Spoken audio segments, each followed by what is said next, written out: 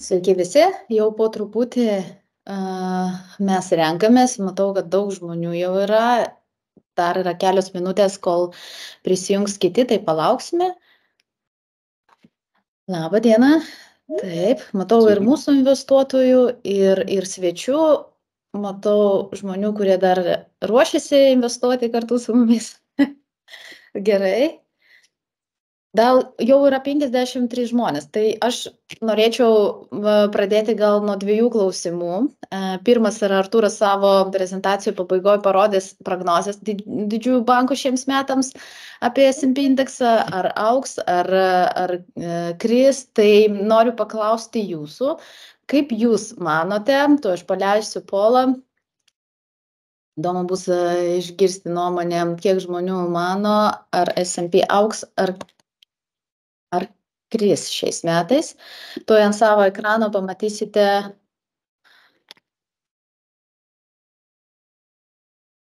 Aš nedalyvauju šitam posėdžiui. Ne? Ai, gerai. Ne, aš žinau atsakymą. Ai, žinai? Gerai, tada all in, Artūrai, mes su tavim kartu, jeigu žinai. Gerai, tai dabar pamatysite ant savo ekrano, spauskit. Kris ar kils? Žinau.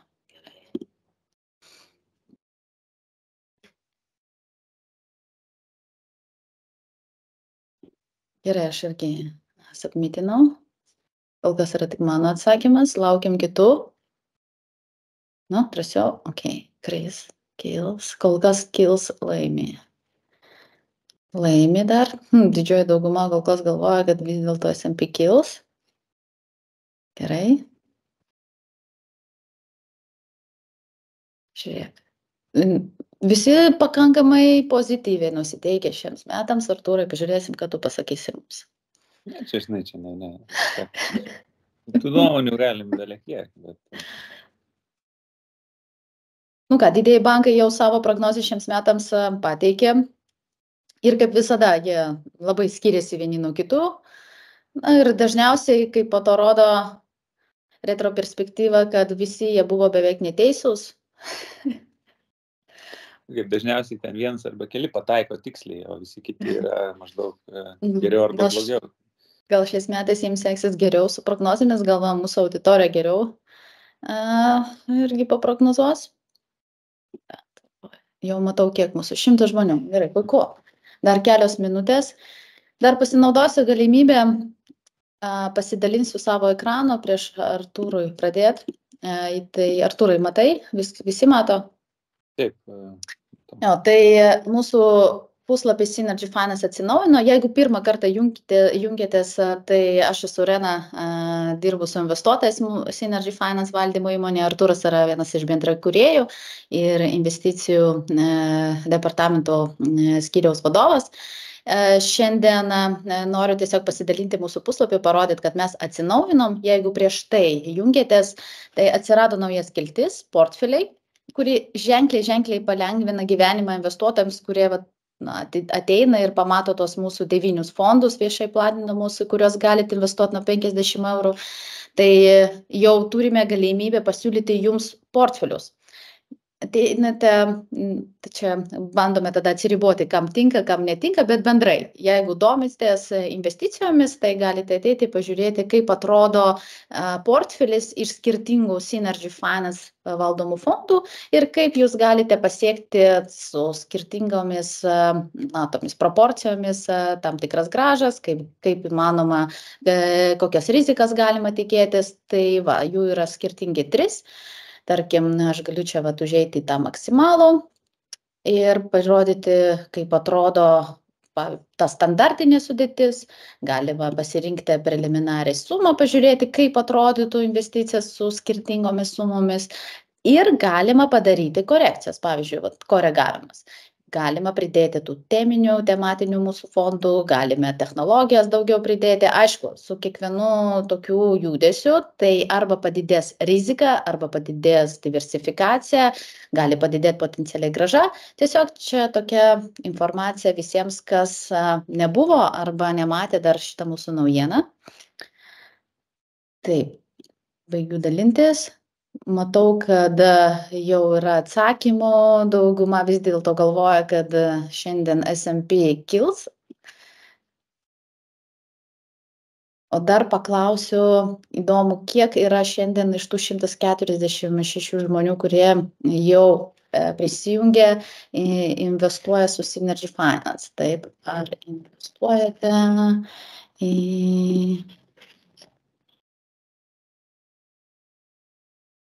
fondus? Taip, ne, gal pridėsiu planuoju ir pridėsiu neplanuoju, įdomu. Taigi, pamatysi dabar ant savo ekrano tuos klausimus, galite bandyti atsakyti. Aš būsiu pirma, kas atsakys. Aha, jau turim 10 atsakymų. Yra planuojančių, yra neplanuojančių. Gerai. Įdomu. Didžioji dauguma, kas atsakė, yra jau mūsų investuotojai, Artūrai, žiūrėk, tai pakankamai. Labai džiugu. Na ką, tai aš tada pereisiu turbūt prie starto, Artūrai, žodis tau ir bus įdomu išgirsti tavo įžvalgas šiandien apie šių metų perspektyvas kapitalų rinkos. Visus kviečiu uždavinėti klausimus čate. Mes bandysime tada arba juos iš karto atsakyti, arba pabaigoj.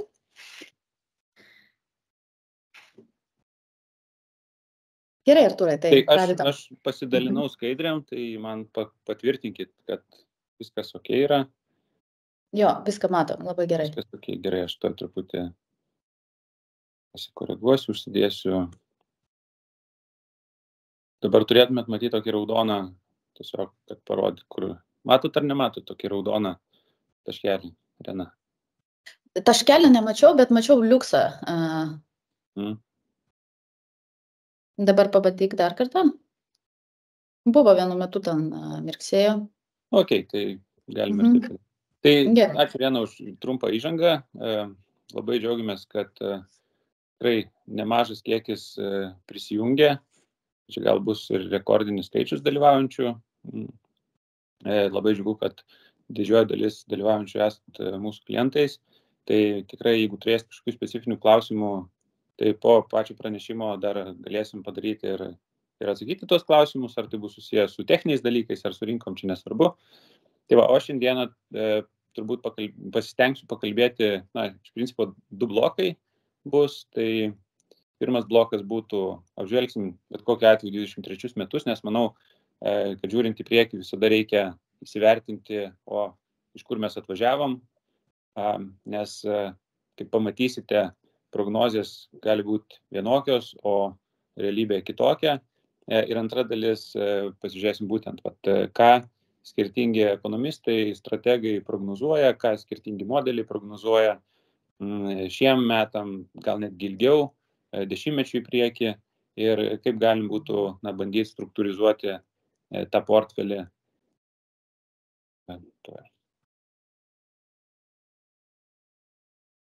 Tai va, tai čia yra pagrindiniai klausimai ir pradėti norėčiau tiesiog nuo 23 metų rezultatų apžvalgos. Šitoje lentelėje turėtumėt matyti pastarųjų 5 metų įvairių turto klasių rezultatus eurais. Tai ta prasme, nesvarbu, ar tai JAF akcijos, bet visi rezultatai yra paversti į eurus, kad būtų palyginamumas. Ir kaip matome, kad visos pagrindinės analizuojamos turto klasės išskyrus žaliavas praeitais metais, 23 metais, sugeneravo teigiamus kainų pokyčius.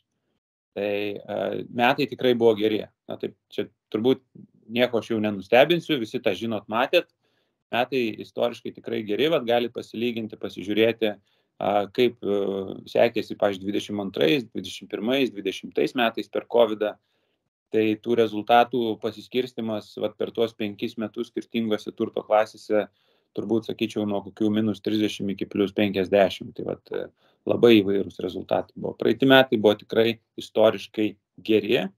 Geriausiai sekėsi akcijų turto klasė, ir jeigu žiūrėt pasaulio akcijos, tai čia būtų pačioj lentelės, berods 18% grąža per metus. Jeigu žiūrėti jau specifiškai į regioną ar kažkokį tais akcijų segmentą, tai pati sėkmingiausia rinka buvo JAF akcijos. Iš tų didžiųjų, ką mes analizuojam, 22% maždaug eurais. Kitom rinkom, kaip pavyzdžiui, išsivyščiusio pasaulio ne JAF, sekėsi šiek tiek prasčiau, besivystančiom rinkom netgi dviženklio augimo nepavyko pasiekti.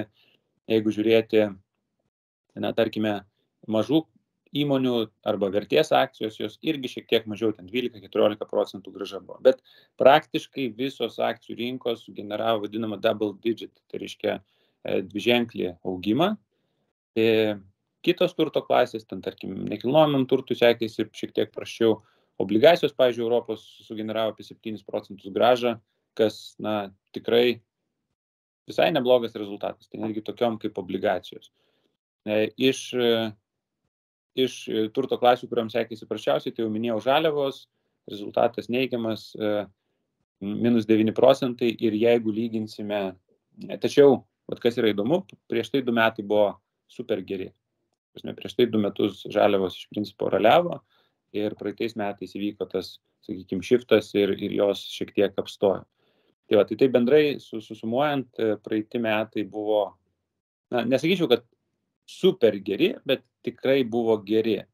Jeigu investavote į likvidžias turto klases, turėjot akcijų, obligacijų, iš principo turėjot, bent jau netoli 10 arba virš 10% grąžą ir tikrai buvo gana geri metai. Dabar, kalbant apie JAF akcijas, manau, negalima nepakalbėti apie tą vadinamą Magnificent 7 arba bent jau top 10 įmonių.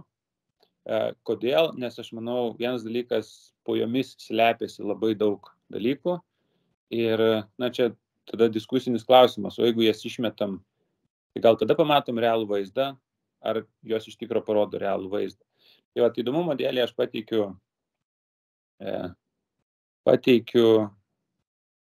reiškia, top 10, ne 7, bet top 10 S&P 500 įmonės, kurias sudaro Apple, Microsoft, Amazon, Nvidia, Google, Berkshire Hathaway, Meta, Exxonas, United Healthas ir Tesla.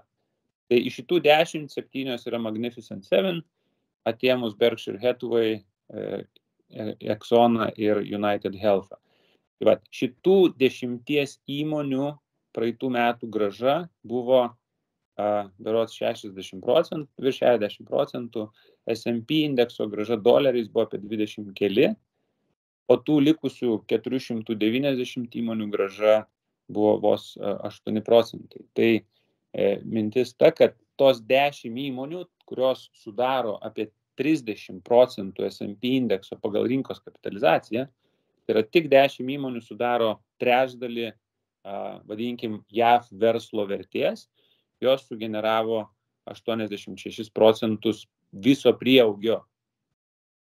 Tai jeigu jūs neinvestavote į jas, arba jūs investavote į kažkokias kitas įmonės, ar neinvestavote į JAF akcijas, tai natūralu, tas rezultatas jisai automatiškai ir buvo mažesnis. Ir šitoje vietoje yra ir du tokie, keli tiek pliusai, tiek ir galim žvelgti būtų minusų.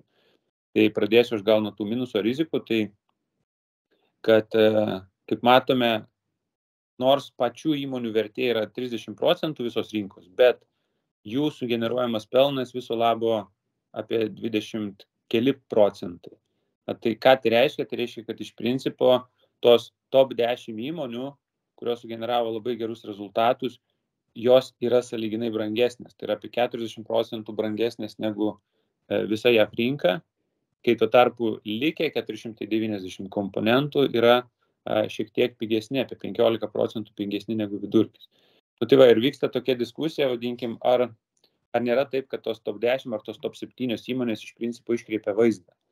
Tai prasme, jeigu jų nebūtų, tai nei to pelno tiek būtų įmonės uždirbtų, nei tos grąžos akcijų rinkoje tiek matytume, bet iš kitos pusės, jeigu jos yra tokios pelningos, gal jos truputį pervertintos, bet jos iš dalies ir pervertintos dėl tam tikros priežasties. Aš kaip po to kalbėsiu apie pelnų prognozes, išskirsiu tą priežastį. Tai čia yra tikrai įdomus faktas, nedažnai tai būna. Man teko analizuoti, tiesiog žiūrėti palyginimus su .com, žiūrėti, kaip keitėsi svoriai tų top 10 įmonių, kaip keitėsi pelno santykis arba pelno svoris tų top 10 įmonių, tai tikrai, ką dabar matome, kad tos įmonės pritraukia labai daug dėmesio. Ir galbūt vyksta tas vadinamas herdingas, tai yra būriavimasis į tas super įmonės. Tai čia būtų rizika, nes, žinot, kai aš kaip juokauju, pabendrauju su daug pradedančiųjų investuotojų, tai visiškai jau nenustembu, kad vienas ar kitas yra nusipirkęs bent kelias iš šitų įmonių tiesiogiai. Tai, įsivaizduokit, jeigu visas pasaulis perka tiesiog šitas įmonės, tai natūralu, turi įtakos jų kainai, bet jeigu vyktų kažkas neigiamo ir, tarkim, tie patys pinigai, kurie keliavo į šitas įmonės, keliautų atgal, tai natūralu turėtume kažkokią rimtesnę korekciją. Tai čia aš labiau traktuočiau tiesiog kaip įdomų faktą, tai tikrai dėl to kažkokio tai sprendimo čia daryti nereikėtų, bet, manau, svarbu žinoti tai, kad šiuo metu didžiąją dalį grąžos generuoja būtent šitos įmonės, kurios kaip nekeista visos yra Amerikoje. Tai jeigu jūs neturite investicijų Amerikoje, tai jūs tiesiog nedalyvaujate šitame. Ir antras dalykas, kad šiai dienai jos yra šiek tiek labiau įvertintos negu bendrai JAF akcijų rinka, kuri irgi yra sąlyginai brangesnė negu visos kitos, reiškia, rinkos. Tai kai pakalbėjom truputį apie praeitų metų rezultatus ir pamatėm, kad, reiškia, tie rezultatai buvo labai geri, aš dabar pabandysiu pasižiūrėti tam tikrus makro rodiklius ir kažkiek susijęti tai, kas vyko makro aplinkoje su tuo, kas vyko finansų rinkose. Tai mano vertinimu vienas iš didžiausių baubų praeitais metais, ypač pradžioj praeitų metų, buvo gana didelė infliacija. Jis jau buvo pradėjus mažėti, nes pati infliacija piką pasiekė 22 metų vidury, bet vis dar buvo didelė. Ir buvo labai daug, reiškia, metų pradžioje tikrai atsimenu ir galbūt jūs atsiminsit, buvo labai daug kalbų apie tai, kad ir recesija bus, ir iš akcijų nelabai ko tikėjosi, bet metai baigėsi taip, kad Amerikoje ir Europoje infliacija sugrįžo iki maždaug 3%. Bet pagal paskutinius skaičius infliacija Amerikoje yra 3,4, jinai buvo ne šiek tiek žemesnė, buvo 3,1 berods. Europoje irgi sumažėjo, žemiau 3 nenukrito, o gal ir nukrito, aš dabar Europos tiksliai skaičius neatsimenu, bet labai panašus skaičiai. Tai, sakykime, tas lūkestis rinkos buvo, kad infliacija mažės, bet nesitikėjo tokio staigaus mažėjimo. Jinai gana greitai sumažėjo. Vis dar turim teigiamą infliaciją, tai reiškia, kad kainos iš principo vis dar didėja, bet jos didėja, sakykime, nebe tokių drastiškų tempų kaip prieš metus ir tas didėjimo tempas iš principo yra labai labai artimas centrinių bankų tiksliniam infliacijos lygiui, kas yra tarp 2–3%. Tai čia yra labai gera žinia ir manyčiau būtent tai, kad infliacija gana greitai važiavo žemyn, mažėjo infliacijos tempas, tai, kad neįvyko recesija, turėjo labai didelį įtaką būtent tokiem geriem įvairių turto klasių rezultatam praeitais metais. Tačiau šitoje vietoje dar vieną dalyką norėčiau pabrėžti, kad vis dar yra tam tikras nerimas dėl vadinamos core infliacijos. Core infliacija tai iš principo infliacija minus maistas ir energetika. Tai šitus atimam, turim vadinamą core infliaciją. Amerikoje didžiąją dalį core infliacijos sudaro būstas nuomai ar panašiai. Tai būsto kainos Amerikoje dar nemažėja. Europoje tam tikros šalyse kaip Prancūzija, Švedija ir panašiai jos mažėja, bet Amerikos dar laikosi ir vis dar yra tenai, sakykime, tam tikra teigiama įtaka infliacijai. Bet tai jau nebėra tikrai tokia didelė problema. Tai ir kadangi infliacija gana staigiai, gana greitai sumažėjo iki tų vadinamų 3%, galim pasižiūrėti, ko rinka tikisi iš palūkanų. Tai reiškia, ką centriniai bankai planuoja daryti su baziniam palūkanų normom, didint, mažinti. Tai jeigu praeitų metų vidury dar buvo kalbų arba lūkesčių, kad gal kokį vieną kitą kartą pakels, ten ECB berods ir pakėlė, tai dabar visose pagrindinėse rinkose, JAV, Europos Sąjunga, Šveicarija, Japonija, UK yra, išskyrus Japoniją. yra tikimasi palūkanų mažinimo. Ir įdomu tai, kad berods Liepos mėnesį aš paskutinį kartą dariau pranešimą. Tuo metu lūkestis buvo, kad mažins 1% šiais metais, dabar lūkestis yra, kad mažins beveik 2% metų bėgyje. Tai jeigu Amerikoje dabar palūkanos yra 5,5%, tai po metų tikisi maždaug 3,5%. Jeigu Europoje dabar yra apie 4%, tai po metų praktiškai 2% tikisi. Tai čia, manau, yra dar vienas labai rimtas ingredientas, kuris paskatino metų pabaigoje praeitų gana rimtą kainų šuolį akcijų. Atsimenat, Santa Klauso ralis atėjo lapkritį ir jisai tęsiasi ir gruodį ir kainos šoktelėjo dar ten apie 10%. Tai būtent tai, kad rinka pakeitė lūkesčius ir pradėjo tikėtis didesnių palūkanų mažinimo, nes 2% tai yra gana ženklus sumažinimas. Tai šitoje vietoje iš dalies yra labai nebloga žinutė besiskolinantiem ar, tarkim, turintiem būsto paskolas. Jeigu palūkanos sumažės ECB nuo 4 iki 2, tai tikėtina, kad ir ten 3, 6, 12 mėnesių Euriboras atitinkamai sumažės. Ir tada palūkanų išlaidos maždaug 2% gali sumažėti. Bet čia vėl yra lūkestis ir tas lūkestis keičiasi. Jeigu išeina, tarkim, geri makro rodikliai, ekonomika auga, nedarbas, reiškia, išlieka toks pats stabilus, kaip buvo, tai tie lūkesčiai gali pasikoreguoti, nes yra labai įdomus paradoksas. Šiaip standartiškai kaip veikia, reiškia, ekonomika auga, ekonomika pradeda perkeitinėti, pradeda didėti kainos, kyla infliacija, centriniai bankai kelia palūkanas, kad tą infliaciją suvaldyti ir dažniausiai tai privesdavo prie ekonomikos sulėtėjimo, galbūt recesijos. Dabar turim tokią situaciją, kad iš principo palūkanos buvo užkeltos tik tai dėl infliacijos, o infliacija buvo savotiškai COVID ir reiškia karo tam tikra pasekmė. Tai nebuvo dėl kažkokių pačio ekonomikos perkeitimo kaip po tokio. Tai buvo labiau dėl COVID metu įvykusių, tarkim, tiekimo grandinių sutrūkimų, dėl labai didelio pinigų kiekio įlieto į ekonomiką, bei dėl tų pačių energetikos kainų šuolių ir kitų, tarkim, maisto kainų šuolių, kai prasidėjo Rusijos karas kai Rusija pradėjo, reiškia, įsiveržė į Ukrainą. Ir dabar tasai mažinimas, jisai nebūtinai vyktų su idėja, kad ekonomika lėtėja, bet mažinimas gali palūkanų vykti su tuo, kad infliacija grįžta į normą. Ir, tarkim, 3%, 2-3% infliacija, kaip minėjau, yra tas targetas. Tai čia nes labai dažnai galite išgirsti vadinamą Fed pivot, tai reiškia, kai JAV centrinis bankas pradeda mažinti palūkanas, tada įvyksta, reiškia, akcijų kainų kritimas, nes dažniausiai pradėdavo mažinti tada, kada jau ekonomika lėtėja, kada jau rinka smunka.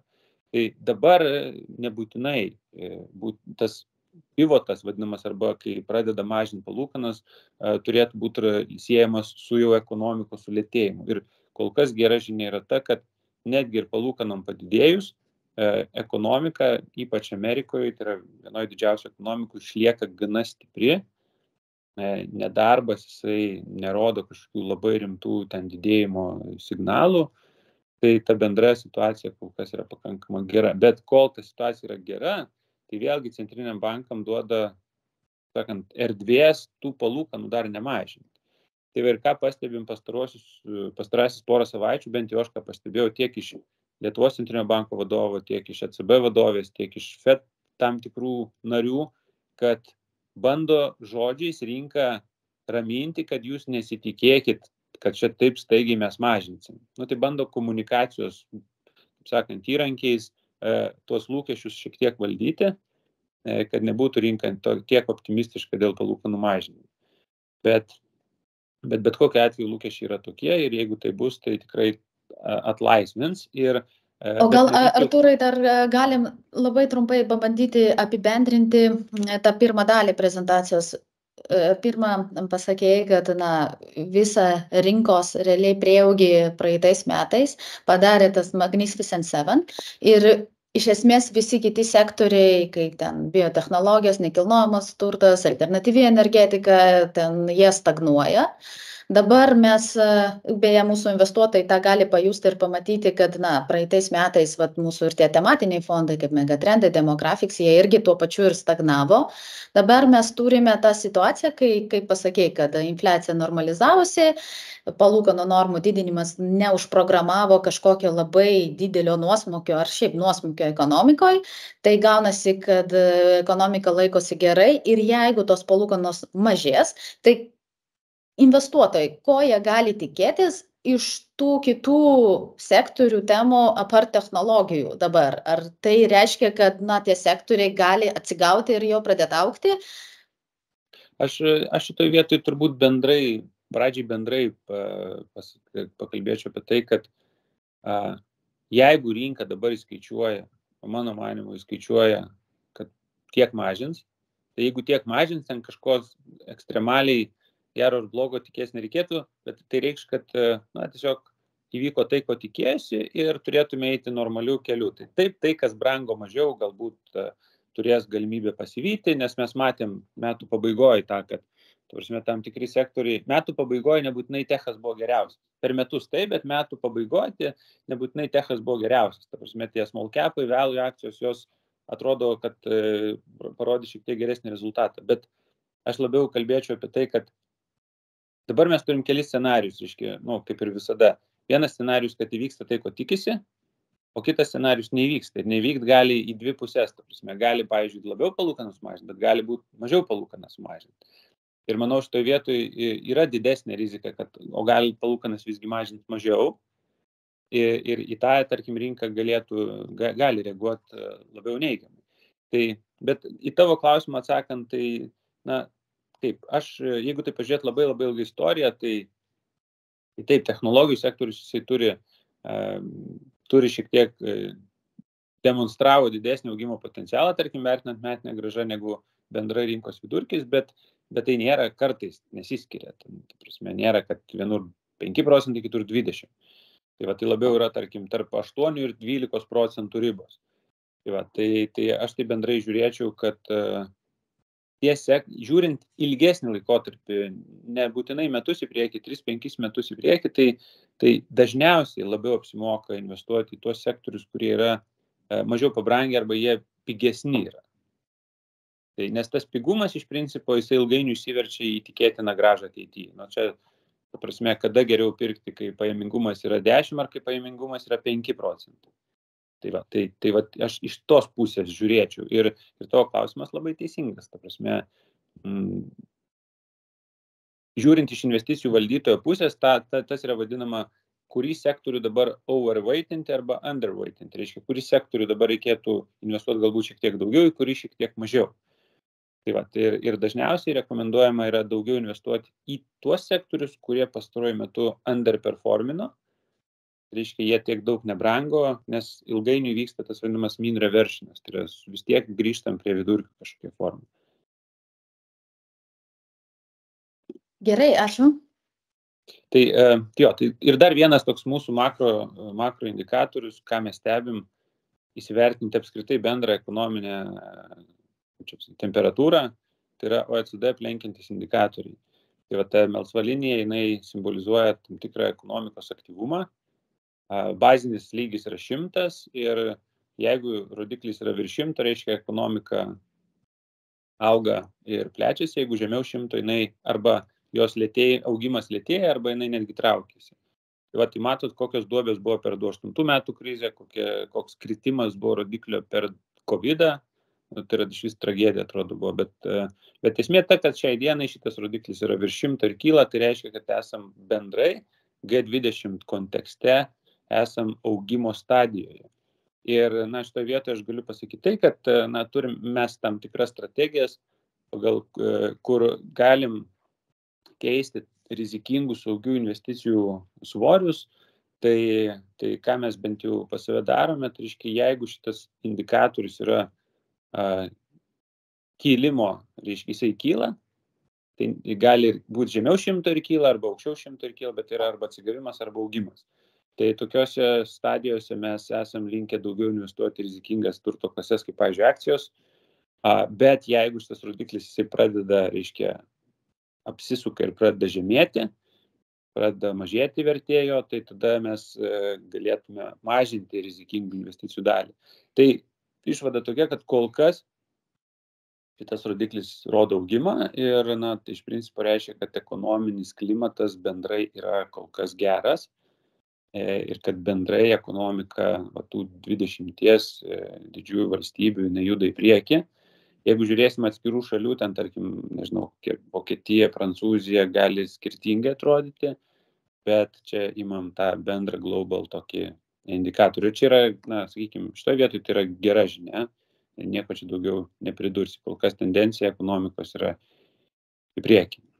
Tai čia pakalbėjom apie tokius, sakykime, makro rodiklius, tai yra ekonomikai prognozuojamas iš principo ir toliau šiais metais, jeigu žiūrėt BVP lygį, pliusas, aplenkiantis indikatoriai rodo augimą, palūkanų lūkesčiai yra, kad jos mažės, tai taip bendrai žiūrint atrodo paveikslas gana neblogai. Dabar ką prognozuoja akcijom arba pelnam, ne pačiom akcijų kainom, bet įmonių pelnam. Tai vienoje pusėje, kairiai pusėje matote stulpelius pilkus ir žalius. Tai žali stulpeliai yra pelnų augimas 24 metam, koks prognozuojamas. Kaip matom, iš principo nuo 5 iki 18% pelno augimas. Pasaulyje apie 8%, Amerikoje apie 10-12%, Europoje be UK šiek tiek mažiau 5%, besivystančiose rinkose virš 15%. Tai čia aš noriu dabar, kad jūs prisimintumėt šių praeitų metų rezultatus ir pagalvotumėt, žiūrėkit, pelnai šiais metais, tai yra 23 metais, pelnai realiai buvo augimas minimalus, 2-3% kai kur kritimas, o akcijos paaugo po 10-20%. Kas čia vyko? Kaip čia taip gali būti? Ir atsakymas labai paprastas. Manau, kad praeitų metų augimas buvo iš dalies lūkestis dėl šių metų rezų. Nes akcijos iš principo yra ateities lūkestis. Akcijų kaina yra ateities lūkestis. Jeigu kažkas įvyko, tai jau viskas, jau buvo seniai skaičiuota. Tai manau, kad nemaža dalim praeitų metų kainų augimas buvo būtent tikėjimas, kad šių metų rezultatas bus geras. Ir tai čia vienas dalykas, kad vien tik tai matant į šitas projekcijas pelno, tikėtis, kad čia ir kainos atitinkamai būtent tiek augs, nereikėtų, nes pelno augimas yra viena iš sudedamųjų dalių, jinai yra labai svarbi ilgainiui, bet trumpų periodų jinai yra viena iš sudedamų dalių. Tai kitas dalykas, jeigu pažiūrėsite į dešinėje pusėje tos stulpelius, yra skirtingų regionų akcijų įverčiai. Tai yra pastarųjų 30 metų, sakykime, intervalas, vidurkis ir dabartinė reikšmė. Tai ką mes matom, kad JAV rinka yra vienintelė, kuri yra istoriškai pervertinta, o kitos rinkos iš principo yra arba ties vidurkio, arba net mažiau vertintos.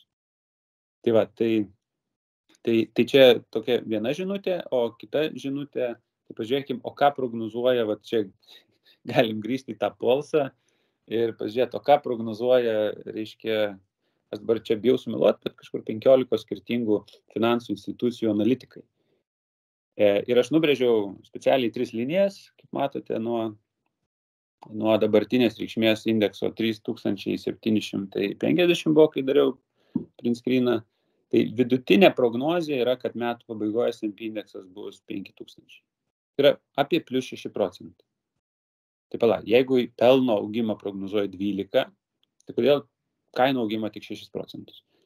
Vienas iš argumentų yra tai, kad JAV akcijos, kaip minėjau, yra šiek tiek pervertintos ir jeigu taip tiesiog imti vidutinį prognozuotoją, tai dažniausiai jisai tikisi, kad akcijų įverčiai sugrįž prie kažkokio vidurkio. Tai nors ir tikisi didelio pelno augimo, galbūt dalis to pelno augimo jau skaičiuota, tai tikisi 6%. Optimistiškiausiai prognozuoja, kad bus 5400 berods. Tuo tarpu pesimistiškiausiai, didžiausias pasaulio bankas JP Morganai, kad 4200 berods, ne? Jo, dabar buvo ne 3700, suklydau, 4000. Jo, tai reiškia, optimistiškiausiai prognozuoja, kad augimas bus, sakykime, apie 10+%, bet pesimistiškiausiai daugiau negu 10% kritimas. Ir matom labai didelį pasiskirstimą nuo, kaip sakant, augimo iki kritimo. Dabar Šitoje vietoje aš tikrai siūlyčiau aklai nepasitikėti prognozėm, mes prognozės kiekvienais metais susirašom prognozės metų į priekį jau turbūt 7 metus. Tai neatsimenu metų, kur taip tiksliai ir pataikytų vidurkis. Kažkas pataiko, bet, pavyzdžiui, praeiti metai buvo išsiskyrę tuo, kad net ir optimistiškiausias prognozuotojas nepataikė tiek, kiek akcijos pakilo. Nepataikė, nors, pavyzdžiui, praeitų metų pradžioje visi prognozavo, kad auksim apie 4-5%, paaugom 25%. Tai va, kaip ir kryptį pataikė, bet vidutiniškai 5 kartus, reiškia, tas pokyčio dydis buvo nepataikytas. Tai tikrai siūlyčiau žiūrėti, taip atsargiai. Be abejo, tai mums duoda tam tikrą pojūtį, ko tikisi rinka, ko tikisi investuotojai, ko tikisi analitikai, bet kaip COVID-o nieks neprognozavo, kaip galbūt rinka buvo neįskaičiavusi, o kas bus, jeigu prasidės karas, ir iš principo įskaičiuoti įvairius scenarius, kas galėtų būti, yra neįmanoma.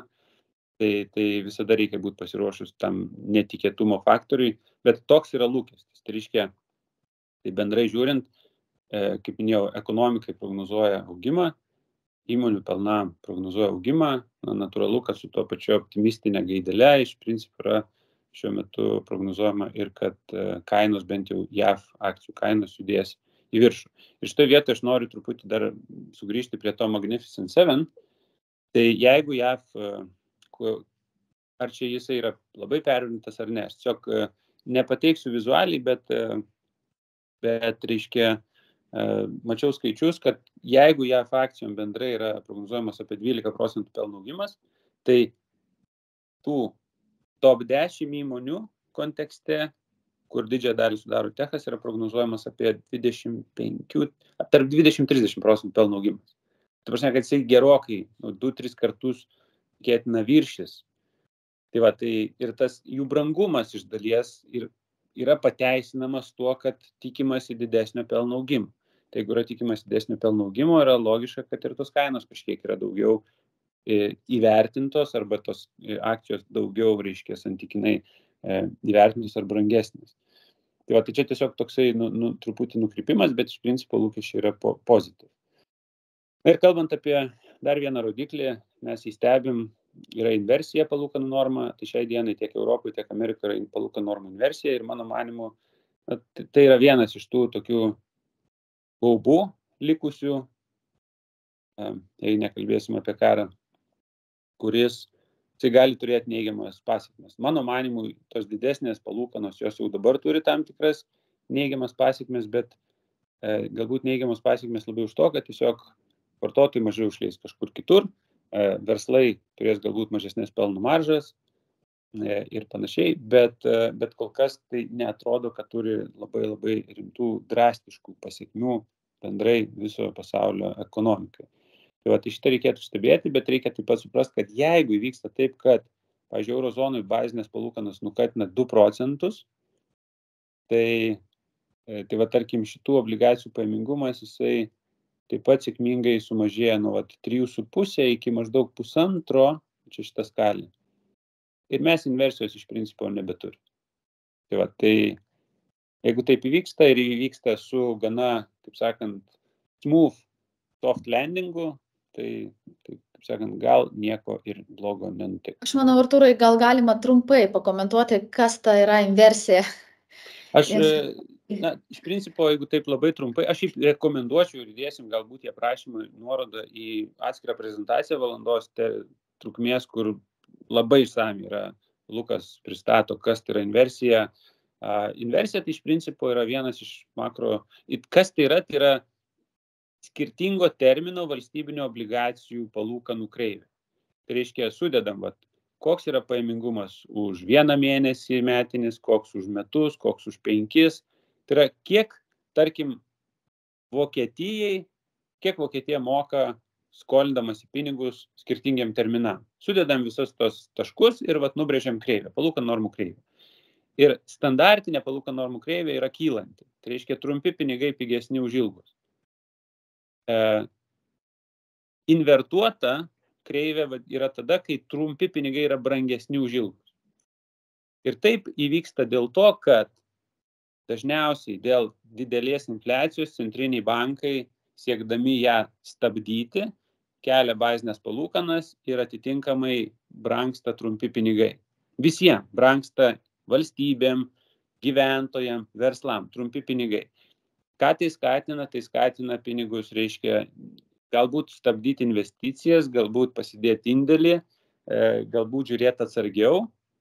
Ir tai skatina, sakykime, taupimą ir mažina infliaciją ir mažina ekonomikos aktyvumą. Ir dažniausiai tai buvo geriausias indikatorius, reiškia, inversija per paskutinius 6, Amerikoje paskutinės 6 berods recesijas išprognozavo, vadinkim taip. Tai vienas iš geriausių recesijos indikatorių. Ir šita inversija jinai yra išskirtinė tuo, kad jinai yra labai gili ir labai ilgai jau tęsiasi. Bet recesijos kaip nėra, taip nėra. Tai aš siūlau tikrai, jeigu įdomu, kam pasižiūrėsit video, gausit tikrai daug daugiau info, negu kad aš čia pasakiau.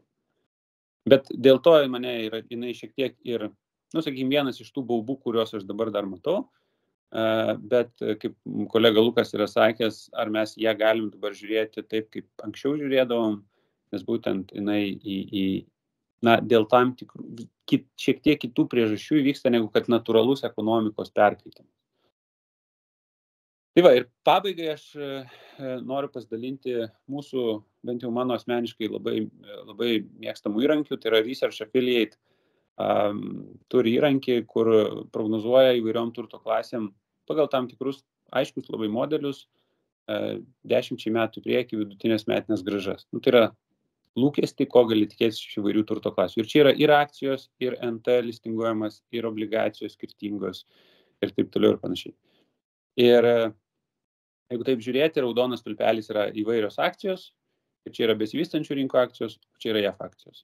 Tai iš akcijų šviesiausia ateitį tie prognozuojami modeliai paišo besivystančių rinkų akcijom ir ne JAF akcijom, o JAF akcijom iš principo prognozuojamas yra silpniausias rezultatas. Jeigu taip žiūrėti jau giliau, ką ima tasai modelis, jisai ima dividendus, pelno augimą ir vertės pokytį dėl grinai tiesiog kainos pokytį.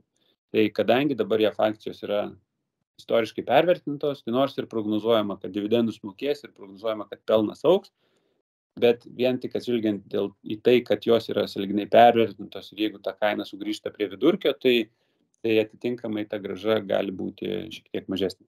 Be abejo, tai čia vėlgi nėra, sakant, garantijos jokios, bet bent jau mes tą žiūrim, kreipiam dėmesį ir kažkiek tai gali įtakoti sprendimą, į kur daugiau galbūt pinigų verta nukreipti.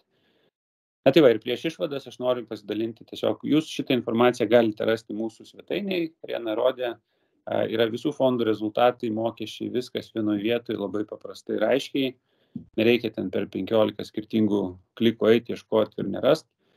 Tai turėjom ir labai gerų rezultatų su Nexture Technology fondu, kuris didžiąją dalį ir investavo į tas Super 7 kompanijas, virš 70% metinė grąža, rekordinė berods, geriausi metai nuo starto. Ir buvo fondas, kuris pasižymėjo apie daugiau negu 20% kritimų, kuris investuoja į metalų kasybos įmonės. Bet jeigu žiūrėsim į, tarkime, akcijus, Synergy Global Equity, European Bond fondus, tai tos grąžos buvo labai artimos tų turto klasių grąžom ir, sakykime, inline su tom investicijom. Ir kaip Rena minėjo, tikrai galit nukeliauti į tą mūsų svetainę, portfelių skiltį ir pasiskaityti, kaip, tarkim, iš tų įvairių fondų galima pasidėlioti tam tikrus portfelius, tai yra pateikiami tie modeliniai portfeliai su tam tikro logika ir koncepcija. Trumpai dar grįžtant prie mūsų ankstesnio slaido, kuris buvo 11, man atrodo. Ten kaip tik turim klausimą apie Aziją ir besivystančias rinkas. Jo. Tuoj palaukit, sustosim. 11.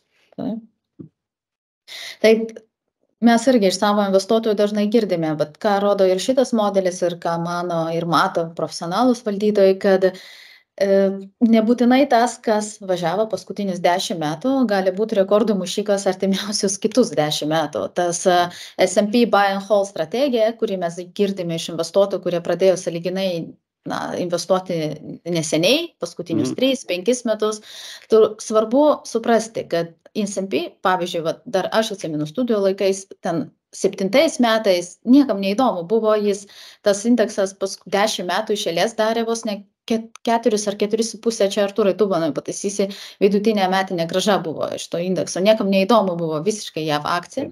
Ir paskutinį 10 metų po korekcijos 22 S&P vidutiniškai darė beveik 16-15 ten su trupučiu vidutinė metinė grąža buvo. Ir aišku, čia visiškai niekas šalia nestovėjo JAV akcijų būtent rinkos.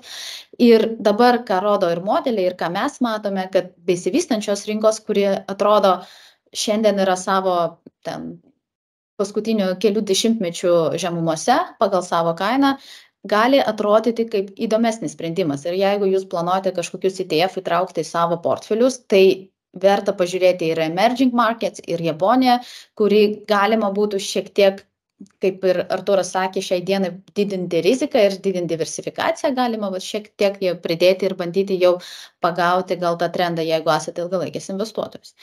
Ir tai nereiškia, kad JAV neaugs, kaip ir rodo šitie modeliai, bet gali būti, kad kiti sektoriai ir kiti regionai gali perimti tą maratoną augimo.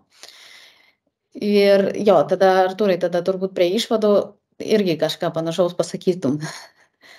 Tai aš tada gal tiesiog trumpai sureziumuojant tas pagrindinės išvadas, o dėl tų regionų dar galėsim prasiplėsti, jeigu bus noro. Tai esminės žinutės būtų tokios, kad po 22 metų prastų rezultatų, kur galit pabandyti prisiminti, kaip patys jautėtės, jeigu investavote, ir ko tikėjotės, 23 metai tikrai daugumą nustebino iš gerosios pusės ir rezultatai buvo tikrai ženkliai geri, kad JAV akcijos pademonstravo ypač gerus rezultatus, tačiau vos 10 bendrovių generavo praktiškai didžiąją dalį grąžos. Infliacija normalizavosi, kuri buvo gana rimta problema 24 metais, iš principo tikisi rinka palūkanų mažinimo, kad šiuo metu aplenkiantis indikatorius signalizuoja augimą, bet mes juos apsideitinam kiekvieną mėnesį, tai atitinkamai praėjus mėnesiui gali ta situacija keistis, bet šiai dienai situacija tokia. 24 metų, jeigu taip žiūrėti, 24 metais visom pagrindiniam rinkom ar šalim yra prognozuojamas įmonių pelnų augimas, atitinkamai ir akcijom yra prognozuojamas kainų augimas.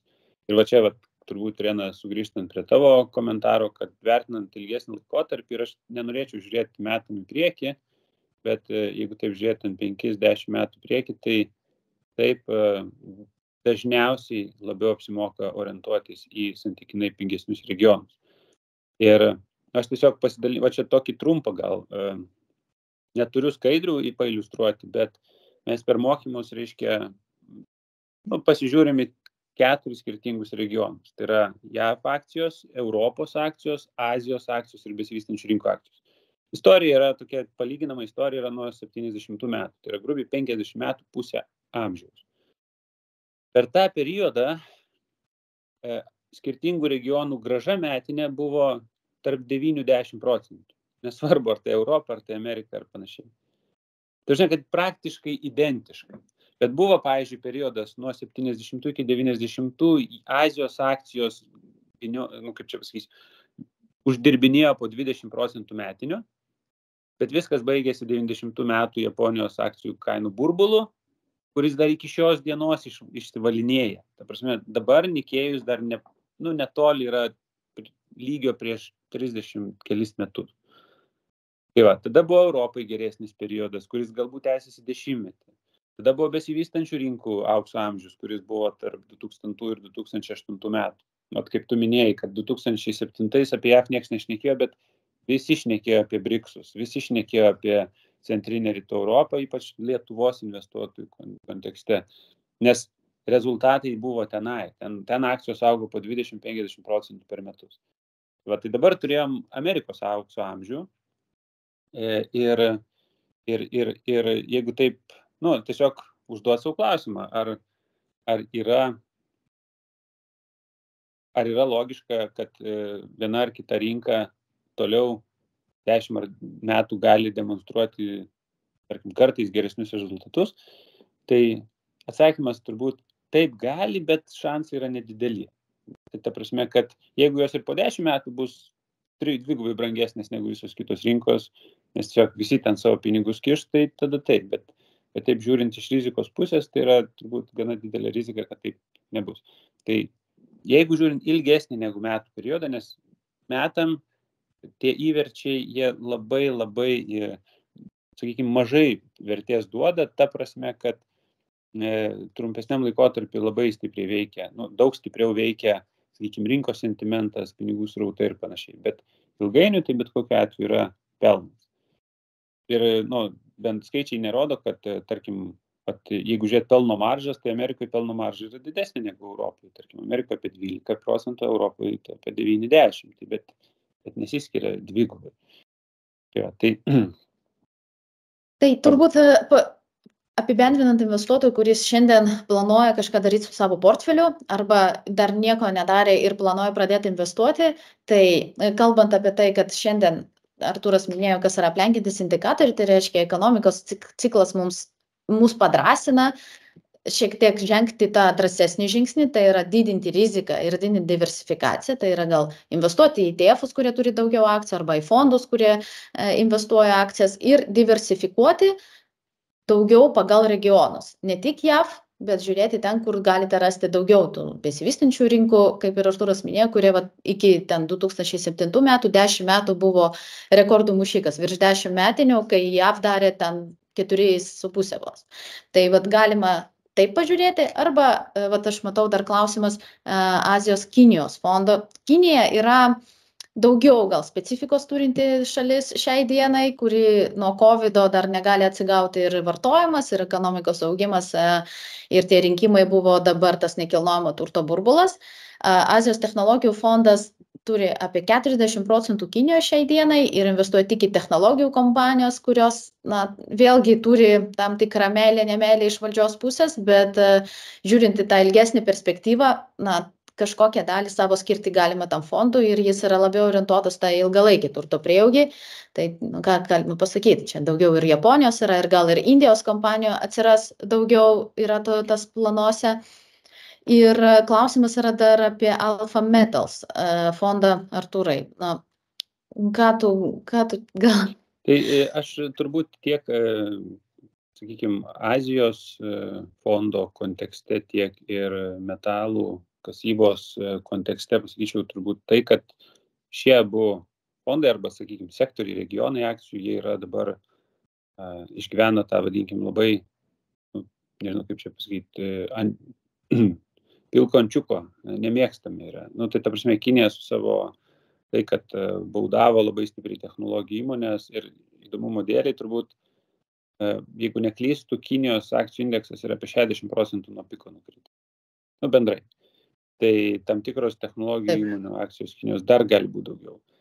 Tai jeigu taip žiūrėti istoriškai, tai yra tragiškai blogas rezultatas ir kad surasti, kur dar daugiau krenta rinkos, jau reikia labai rimtai paieškoti ir dažniausiai tai bus kokia didžioji depresija ar dar kažkas. Tai ten tikrai, galim sakyti, kraujas liejasi ir jeigu prisimint vieno rimto amerikiečio posakį, tai yra gerai investuoti ten, kur kraujas liejasi. Faktas, kad ten rizikų yra.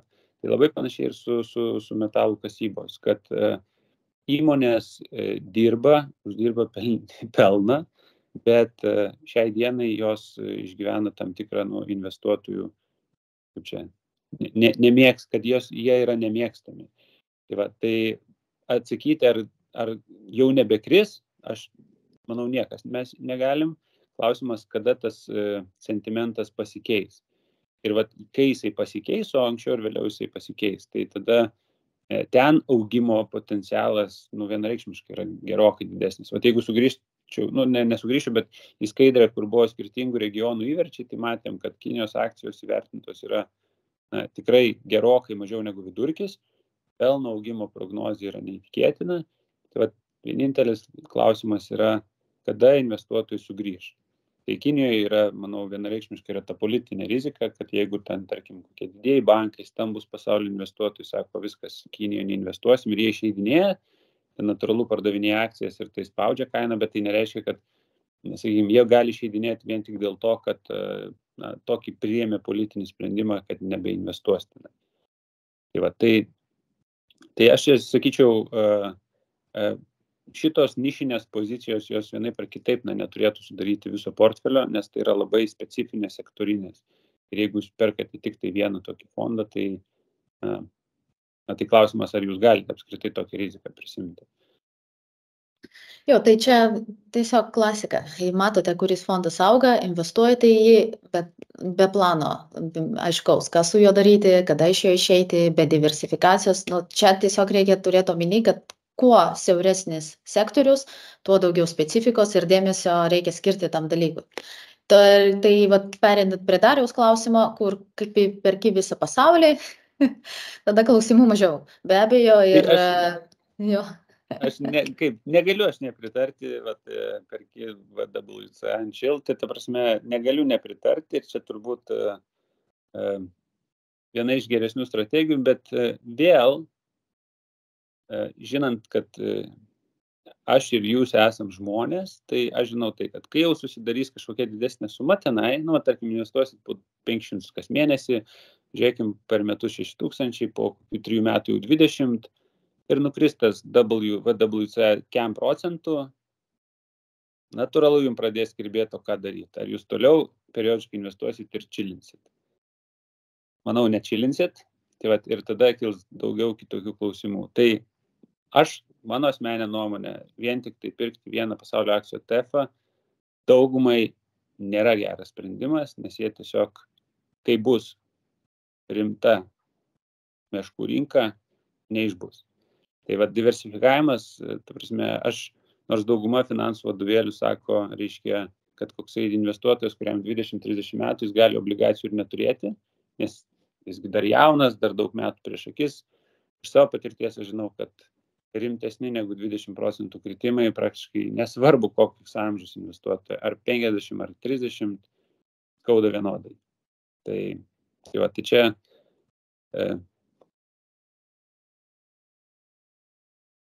ir taip, kalbant apie perspektyvą irgi, vis tiek Allworldas turi didelį labai overweight Amerikoje, ten apie gal 60%, gal 70-60% vis tiek yra Amerika. Jo, besivystančių rinkų yra mažai, ten gal vos 10, visa likusi dalis yra beveik Europa. Tai šiuo atveju galima čia su Allworldu gal ir šiek tiek padidinti regionų diversifikaciją ir bandyti tą praskiesti, tą portfelį.